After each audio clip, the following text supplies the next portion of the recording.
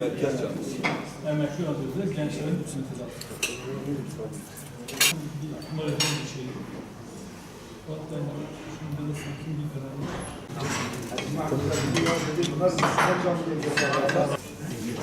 Abone olmuşsunuz. Abi ben tamam.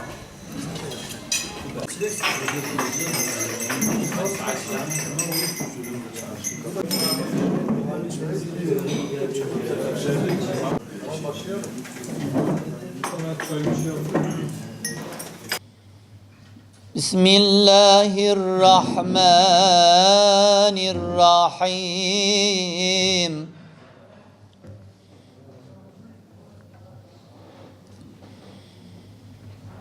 وَقَالُوا كُونُوا هُودًا أَوْ نَصَارَى تَهْتَدُوا. Euzubillahimineşşeytanirracim. Bismillahirrahmanirrahim. Hüdapar olarak şu an hem sivil toplum kuruluşlarını ziyaret ediyoruz. Hem halkı, esnafı ziyaret ediyoruz. Yani belki bizim İslam coğrafyası başta olmak üzere yani hepimizin ihtiyaç duyduğu şeyden bir tanesi vahdettir. Birliktir, beraberliktir. Zaman zaman bunu bazı platformlarda dile getiriyoruz. İslam düşmanlarının gücü, kuvveti onların gerçekten silahlarının çok güçlü olmasından, sayılarının fazla olmasından değil. Aksine Müslümanların güçsüz olması da değil bu.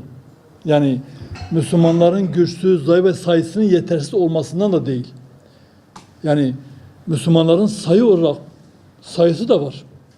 Ama en büyük sorun ve sıkıntımız, acziyetimiz Müslümanların bir ve beraber olmamaları, siyasi ittifaklarının olmaması, vahdet bilincini kaybetmiş olmamız, ümmet bilincini kaybetmiş olmamız. İşte bu bizim zayıflığımızdır. Ve düşmanlarımızın da güçlü yanı onların menfaat içinde olsa, sömürü düzenleri içinde olsa bir araya gelebilmeleri, birlik ve vahdetlerini sağlamış olmaları.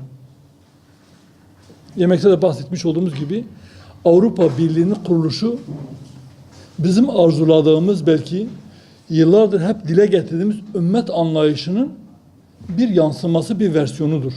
İslam'ın ne kadar güzel hasreti varsa, Müslümanlara tavsiye ettiği, Kur'an ve sünnetin tavsiye ettiği ne kadar güzel hasretler varsa, bakıyoruz ki İslam düşmanları bunları almış, uyguluyor ve bu sefer bize karşı bunu uyguluyor. İslam coğrafyasını sömürmek için, belki dünyanın geri kalanını sömürmek için bunu kullanıyor. Avrupa Birliği'ni oluşturan ülkeler İkinci Dünya Savaşı'nda birbirlerinden 60 milyondan fazla insan öldürdüler. Bu kadar yakın zamanda, bu kadar yani fazla değil. 1945. Yani ama bakıyorsunuz ki bu insanlar acılarını unuttular. Yaşadıklarından ders aldılar. Birbirlerinden bu kadar insanı öldürmenin kinini, intikamını devam ettirmediler. Bunu bir yanlış uygulama olarak gördüler. Bunu kendilerini bölen, parçalayan, güçlerini dağıtan bir durum olarak gördüler. Ve bir araya gelmenin yollarını aradılar. Nihayet bakıyoruz ki bu insanlar önce AET olarak, sonra AT olarak, sonra Avrupa Birliği olarak sahneye çıktı. Ve bakıyorsunuz ki her Türkiye'nin de şu an girmeye can attığı, yıllardır kapısında beklediği bir konuma getirildi. Birçok ülkenin şu an oraya giderek kendisine siyasi alanda güçlü olma, avantajlı duruma gelmeye çalışıyor. Yani İslam coğrafyasını temsil eden ülkelerin bir araya gelmesi gerekirken, bu vahdeti sağlanması gerekirken biz halen Müslümanlar olarak, İslam coğrafyası olarak yüzyıllarca öncenin şu an kavgasını veriyoruz. Onun tartışmasını yapıyoruz. Avrupa kendi içerisinde mezhep tartışmalarını bitirdi. Fransa'da 30 yıl savaşlarında 100.000'den fazla birbirlerinden iki farklı mezhepten insanın birbirini öldürdüğü bir dönemden ders çıkardılar ve şu an mezhep kavgaları yok orada. Etnik olarak, kavmiyet olarak kavgalardan ders çıkardılar. Ve bu kavgaların onların zayıflığına sebep olduğunu gördüler. Bir araya geldiler. Ve şu an aynı şeyi bu sefer ders çıkararak bizim birlik ve beraberliğimizi bozma noktasında bakıyoruz ki bu insanlar bize yönelik böyle bir girişimde bulunuyor. İslam coğrafyasını parçalıyor. Yani aramıza şu an fitneyi geçen yine bir Amerikalı yetkilinin de sosyal medyaya düşen beyanı vardı. Şii ve Sünni ihtilafları çıkarıp iki tarafın da birbirini yok etmesini sağlamaya çalışacağız diyor.